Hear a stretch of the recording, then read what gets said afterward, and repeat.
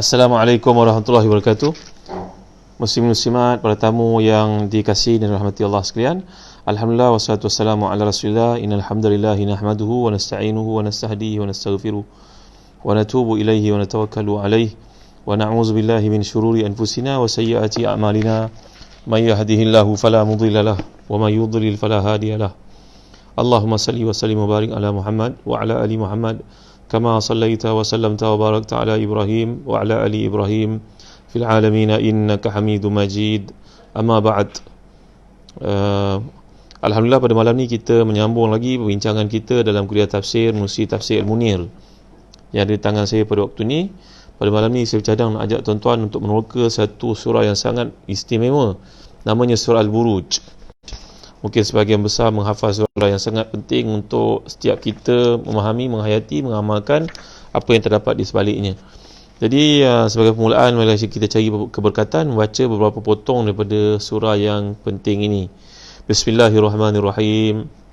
Wassama'i dhatil buruj wal yawmil maw'ud wa syahidin wa mashhud kutila ashabul ukhdud النار ذات الوقود إذ هم عليها قعود وهم على ما يفعلون بالمؤمنين شهود وما نقموا منهم إلا أن يؤمنوا بالله العزيز الحميد الذي له ملك السماوات والأرض والله على كل شيء شهيد. صدق الله العظيم. Demi langit yang mempunyai gugusan bintang dan demi hari yang dijanjikan, demi menyaksikan dan yang disaksikan. Binasalah orang-orang yang telah membuat parit, iaitu para pembesar Najran di Yaman yang berapi, yang mempunyai kayu bakar ketika mereka duduk sekitarnya sedang mereka menyaksikan apa yang diperbuat terhadap orang-orang beriman.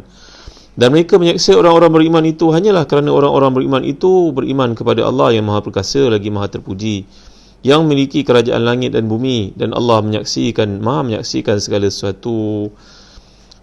Jadi tuan-tuan yang dimuliakan Allah sekalian, surah Al-Buruj ini kalau kita lihat bagaimana keutamaan surah ini, sebuah riwayat daripada Imam Ahmad daripada Abu Hurairah radhiyallahu anhu bahawa Rasulullah SAW pernah baca surah Al-Buruj dan surah At-Tariq dalam salat Isya'. Demikian juga riwayat lain daripada Imam Ahmad daripada Abu Hurairah bahawa Nabi memerintahkan baca surah Samawat, surah ini dalam sembahyang dalam salat Isya'. Jadi tujuan surah ini adalah untuk menghiburkan Nabi dan para sahabat baginda dari gangguan orang kafir pada masa itu. Kita sedia maklum, Nabi berada di Mekah, period Mekah, menyaksikan bagaimana umat Islam diseksa, dianiaya, dizalimi, ditindas, dinafikan hak. Maka Allah menurunkan surah Al-Buruj ini bertujuan untuk memberikan berita gembira kepada umat Islam pada ketika itu bahawa Allah bersama dengan mereka. Kisahnya tuan-tuan, ada sebuah kisah umat Nabi Muhammad SAW berada di Mekah, iaitu ada seorang raja yang terdapat di Yaman. Raja yang zalim antara seorang penasihatnya ahli sihir. Satu hari, adakah orang talib, seorang murid yang dapat menggantikannya daripadanya biaya beasiswa supaya dapat belajar daripada yang mahir dalam sihir ini. Nanti kalau dia mati adalah seorang pengganti untuk mengambil tempatnya. Maka temuduga pun dilakukan, seorang budak yang bijak telah dipilih untuk menggalas tanggungjawab itu, iaitu tujuan menggantikan tempat ahli sihir menjadi penasihat kepada raja. Ke tempat ahli sihir setiap hari dia akan melalui sebuah biara. Biara ni apa kita nak sebut, macam masjid lah ibaratnya, gereja, yang mana di situ ada seorang rahib. Rahib ni macam ustaz lah kalau kita kira agama Nasrani dahulu yang merupakan agama Islam sebenarnya. Maka rahib ini sedang beribadah di situ. Hati budak yang bijak yang telah terpilih untuk mendapat pendidikan sihir ini tertarik kepada rahib itu.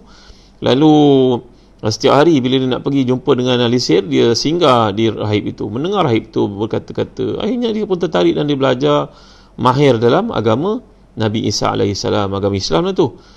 Lantas satu hari bila dia datang lambat kepada ahli sihir itu memukulnya.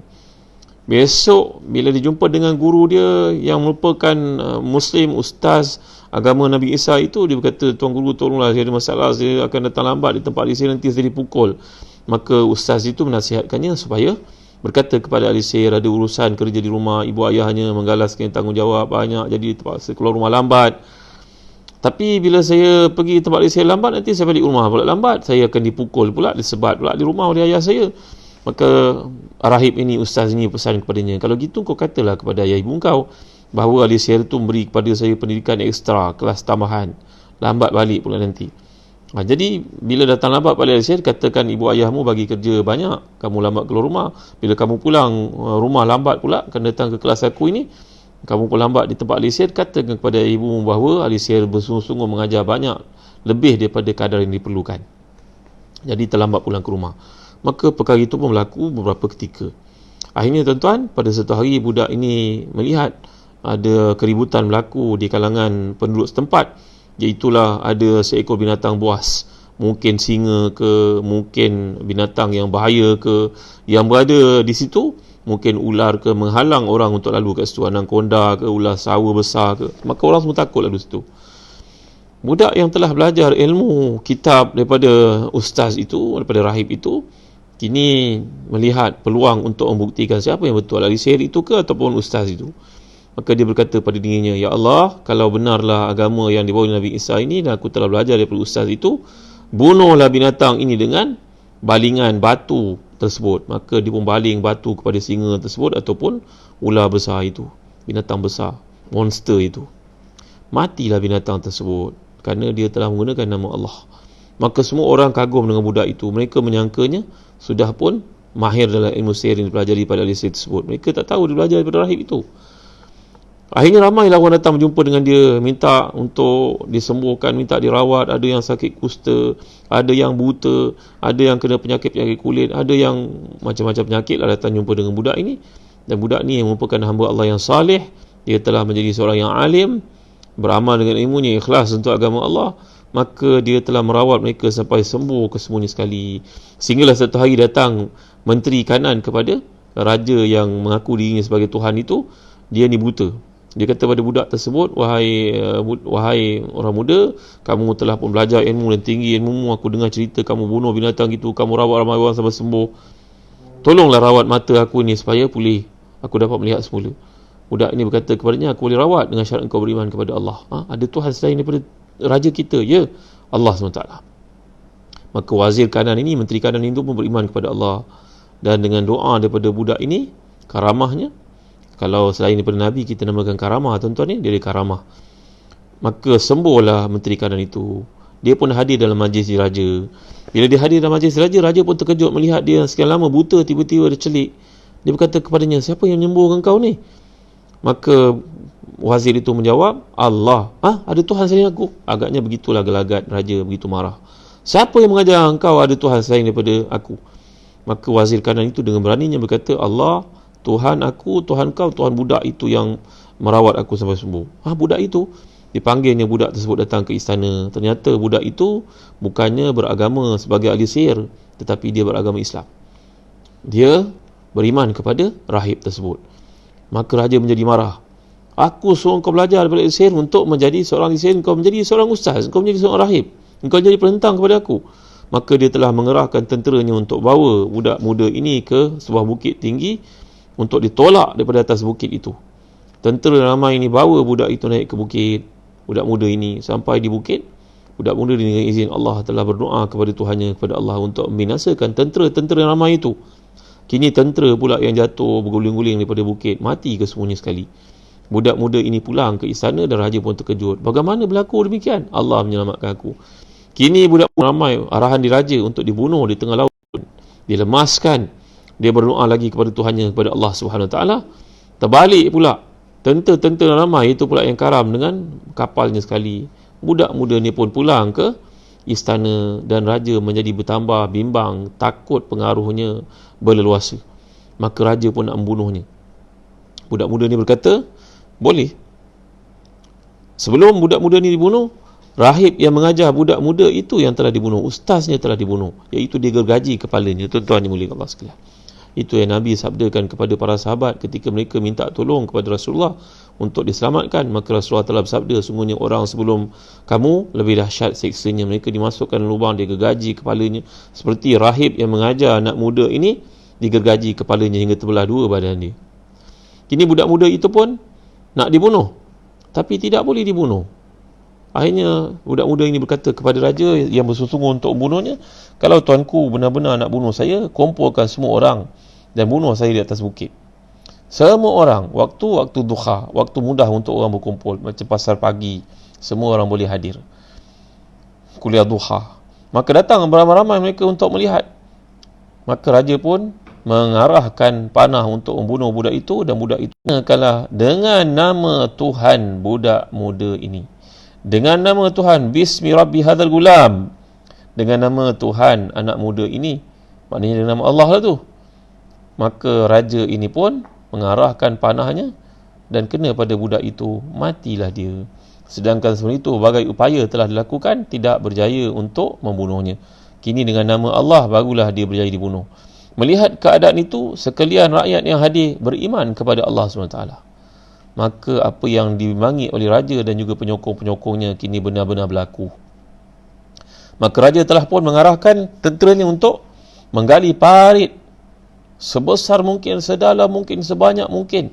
Akhirnya semua rakyat yang beriman itu telah pun dicampakkan ke dalam parit-parit yang telah dinyalakan dengan api, dengan minyak yang menyala itu, dengan kayu bahan bakaran yang sangat panas itu, sehingga semua mereka dibunuh beramai-ramai. Dan dalam hadis yang sahih ini menceritakan, tiba-tiba seorang ibu bersama dengan anak yang dikendongnya, yang dibawanya, dia teragak-agak untuk terjun dalam parit itu sedangkan dia beriman kepada Allah. Lalu anak itu berkata kepadanya, wahai ibu, kenapa bertangguh-tangguh lagi? Wahai ibu, sabarlah, sesungguhnya kita berada dalam kebenaran. Anak itu masih kecil, masih minum susu ibunya lagi. Hukum akal dia tak boleh nak berkata-kata lagi. Tuan-tuan, ada beberapa anak yang berkata-kata. Tuan-tuan, kita baca dalam kisah Juraij. Besok saya cerita Juraij, ya tuan-tuan. Ingatkanlah saya, besok saya cerita buat Juraij. Siapa Juraij itu? Kisah Nabi Isa. Nabi Isa bercakap ketika dalam buaian lagi. Dan juga kisah yang berlaku dalam kes ini. Si anak berkata kepada ibunya, wahai ibu, ayo terjun, jangan teragak-agak kerana kita di pihak yang benar. Kesakitan dibakar api itu hanya sebentar sahaja. Selepas itu kita akan diselamatkan oleh Allah dan mendapat nikmat daripadanya. Jadi tuan-tuan, latar belakang surah Al-Buruj ini adalah menceritakan tentang perjuangan orang sebelum kita yang beriman kepada Allah, walaupun mereka menghadapi tekanan, walaupun mereka terpaksa berkorban, walaupun mereka terpaksa mati syahid, tapi itu pilihan mereka. Kalau kita cerita bab Islam ni tuan-tuan, cuba kita bayangkan seorang sahabat bagi contoh pada dia. Contoh ni bagus untuk kita renungkan. Kita melihat katalah sebuah kereta yang mewah datang hadir ke tempat kita, katalah kita sedang duduk minum-minum contohnya di satu kedai, tiba-tiba datang sebuah kereta mewah, ada 4 orang menaikinya. Mereka pun turun duduk bersama-sama kita. Kita pun heran, siapalah punya kereta mewah, kereta Mercedes ni. 4 ni duduk bersama kita pun tak tahu. Mungkin bos duduk belakang, mungkin ownernya yang bawa kereta, kita pun tidak tahu. Tiba-tiba tuan-tuan dalam hati dan dikasih sekalian, sebuah kereta lalu dan tergeser dengan kereta Mercedes mewah itu. Keempat-empat yang duduk makan bersama kita ni kelangkabut keluar. Semua tengok kereta yang telah tergeser itu, sikit je kena. Maka kita pun fikir, masih tak tahu lagi siapalah yang 4 orang ni yang punya kereta kan. Akhirnya kereta ni pun nak dibawa ke bengkel untuk di repair, di polish ke ataupun diketuk balik semula ke. Barulah kita tahu siapa yang akan keluarkan wang untuk membayar kereta tersebut, kerosakannya.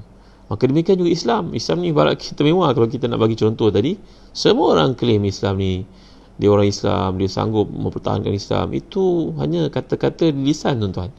Bila sampai kepada peringkat Islam diperkotak-katikkan, Islam di apa istilah yang digunakan, Islam diejek, Islam, maka siapa yang akan mempertahankan Islam?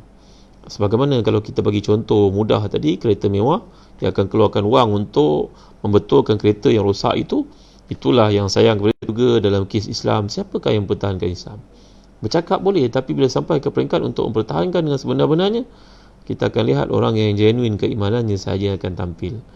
Maka tuan-tuan dimuliakan sekalian, orang-orang sebelum kita telah pun mengorbankan jiwa raga mereka untuk Islam. Kita pada hari ini lahir dalam keadaan Islam, dipanggil Islam baka. Kata Muhammad Qutub, adik kepada Syed Qutub, ini Islam baka, Islam keturunan. Kita lahir-lahir dah Islam lah, lahir-lahir bin, dah ada bin dah. Allahu Akbar. Kita tak merasai pengorbanan datuk nenek moyang kita, orang terdahulu yang telah berjuang dengan jiwa raga mereka untuk Islam, kan tuan-tuan? Itu sebabnya dalam Islam ini kita dituntut untuk selalu berdoa kepada Allah SWT, berdoa supaya iman dalam diri ini kekal, kan? Supaya kita mati sebagai seorang Muslim. Kan? Sayyidina Umar Khattab radhiyallahu anhu sekali berdoa, Allahumma rzuqni syahadata fi sabilik waj'al mauta bi baladi rasulik waj'al mauti bi baladi rasulik. Allahumma rzuqni syahadata fi sabilik waj'al mauti bi baladi rasulik. Allahumma rzuqni syahadata fi sabilik waj'al mauti bi baladi rasulik. Maksudnya, wahai Tuanku, kurniakan kepada aku mati syahid dan jadikan kematianku di bumi Rasulullah SAW. Walaupun Sayyidina Umar Khattab radhiyallahu anhu tidak terlibat selepas menjadi khalifah untuk berjihad, lebih kata mengangkat senjata menentang musuh-musuh, tapi Allah pilih Sayyidina Umar yang mulia ini untuk mati sebagaimana permintaannya dalam doa tersebut. Matinya di Madinah dan matinya ditikam ketika mengimamkan sembahyang subuh oleh Abu Lu'lu'ah Al-Majusi itu. Jadi tuan-tuan, tetap dalam azam diri kita, apa pengorbanan kita untuk Islam, apa benda yang kita buat untuk Islam. Dan kalau kita buat satu untuk Islam, tak payahlah tayang-tayang pada orang, kerana Allah Maha mengetahui tentangnya. Ada seorang imam yang mulia namanya Imam Malik bin Anas, dipanggil sebagai Imam Daril Hijrah. Guru kepada Imam Syafi'i ini namanya Imam Malik bin Anas, bukan Anas bin Malik ya. Anas bin Malik itu sahabat Nabi sebelum Imam Malik bin Anas. Ini Malik bin Anas, guru kepada Imam Syafi'i. Beliau ni punya waraknya tak pakai slipper pun di Madinah, kerana beliau berkata, bagaimana aku sanggup memijak bumi yang di bawahnya disemadikan Rasulullah dengan slipper aku. Maka dia tidak memakai slipper. Allahu Akbar, Masya Allah, Tabaraka Ta'ala. Imam Malik ni, kata-kata anak muridnya, Imam Malik ni kalau nak dibandingkan dengan ramai lagi ulama' yang hidup pada zaman itu, ramai lebih hebat ilmu daripadanya. Ada seorang bernama Ibn Abi Zaib, jauh lebih hebat ilmunya daripada Imam Malik. Tapi kenapa mazhab Malik ini yang tersebar luas? Jawapannya kerana keikhlasan Imam Malik mengatasi keikhlasan orang-orang lain. Dia tidak suka amalan-amalan baiknya diketahui orang, sehingga pada hari dia nak mati pun dia ditimpa penyakit yang kronik, penyakit yang dikatakan mungkin buasir yang dahsyat, mungkin darah keluar daripada tubuhnya. Maka Imam Malik ini tidak hadir ke masjid, dia tidak bercakap dengan siapa pun, dia tidak hadir ke masjid, tidak hadir untuk sembahyang berjemaah, tidak hadir untuk sembahyang Jumaat lagi. Orang pun heran, dia tak pernah cerita pada siapa pun tentang ujian dialaminya, kerana bagi orang saleh macam beliau, takut nanti kalau bercakap tidak dikira lagi oleh Allah. Imam Ahmad bin Hanbal, guru yang hebat, pengasas mazhab Hanbali, itu pun sama. Beliau ni pernah ketika sakitnya mengadu orang setengah orang tasawuf mengatakan ni pendek daripada perkataan Allah. Allah tu alif lam lam ha kan, maka dibuang lam dua tengah-tengah tu, awal dengan akhir ni Jadi fitrah manusia ni ketika dia sakit pun dipanggil nama Allah juga, begitu. Tapi ini pandangan lah, tak ada ketepatannya, tak ada dalilnya pun. Maka Imam Ahmad bin Hanbal ni dalam hidupnya ketika sakit kata, satu hari seorang sahabatnya, orang alim sepertinya, berkata, wahai Ahmad, nanti di akhirat Allah SWT akan kira apa saja yang kita kata, walaupun itu. Maka Imam Ahmad punya takutnya nanti tak boleh jawab. Kalau Allah tanya kenapa kata itu ketika sakit sekalipun, maka mulai hari itu Imam Ahmad tidak mengeluarkan apa pun keluhan ketika sakit. Ini sifir orang-orang akhirat, tuan-tuan. Mereka takut buat benda di dunia, maka mereka cuba untuk mengelakkannya diketahui orang, kerana biarlah ia tinggal rahsia aku dengan Tuhan. Abu Bakar Siddiq radhiyallahu anhu, ketika sampai jadi ke khalifah pun masih lagi berkhidmat untuk seorang perempuan yang tua, yang buta, bertahun-tahun, sampai Sayyidina Umar datang kepada orang tua itu dan bertanya kepada orang tua itu, tahu tak siapa yang berkhidmat untuk ibu? Sebelum subuh dia datang untuk menyenggarakan rumah ibu, membersihkan kotoran, menyediakan makanan. Tahu tak ibu siapa kau orang ni? Ibu itu menjawab, tak, dia tak pernah cakap pun namanya, dia kata nama dia Abdullah saja, hamba Allah. Maka kata Umar Khattab radhiyallahu anhu, wallahi ya Abu Bakrin, laqad at'abta al-khulafa alladhina ja'u min ba'dik. Wahai Abu Bakar, engkau buat satu benda kebaikan ini orang semua tak tahu, walaupun bertahun-tahun kau berkhidmat kepada orang tua ini, kau takut dia dibocorkan, kau tak dapat pahala di akhirat. Sungguhnya kau telah buat satu tradisi yang akan menyebabkan penggantimu di kalangan khalifah nanti menjadi sukar hidup mereka, kerana tak mampu nak ikut kualiti trend yang telah kau setkan, wahai Abu Bakar. Ini keikhlasan orang sebelum kita, tuan-tuan. Moga Allah memberkati kita dengan sedikit makluman yang disampaikan pada malam ni. Bolehlah kita lanjutkan kepada anak-anak sebagai tu bedtime story, tuan-tuan ya. Tidurkanlah mereka dengan kalimah tauhid, tidurkan mereka dengan cerita-cerita Al-Quran, tidurkan mereka dengan kisah-kisah daripada hadis. Dan tuan-tuan boleh baca lebih lanjut daripada tafsir Al-Munir yang di tangan saya pada waktu ni. Buat satu investment untuk kita faham kalam Tuhan. Kalau kita boleh invest pada handphone yang mahal, komputer yang mahal, kereta yang mahal, kenapalah kita tak ada masa untuk baca kalam Tuhan, kan tuan-tuan? Bacalah tafsir Munir, dalamnya ada banyak mutiara, tak terhitung tuan-tuan. Ya, jangan tidur pada satu malam melainkan kita telah baca kalam Tuhan, mendekatkan diri kita kepadanya, kita akan jadi orang paling bahagia, tuan-tuan. Setakat ni saja dulu untuk renungan pada malam ni. InsyaAllah esok jangan lupa saya akan ceritakan Juraij. Untuk tuan-tuan tahu lebih lanjut, jangan lupa untuk bersama saya lagi pada malam esok, waktu yang lebih kurang sama, untuk sama-sama kita meneroka kitab Allah yang hebat ini. Sekian, wassalamualaikum warahmatullahi wabarakatuh, wa ala alihi wa sahbihi wa baraka wasallam, walhamdulillahirabbil alamin, wa barakallahu fikum, wassalamualaikum warahmatullahi wabarakatuh.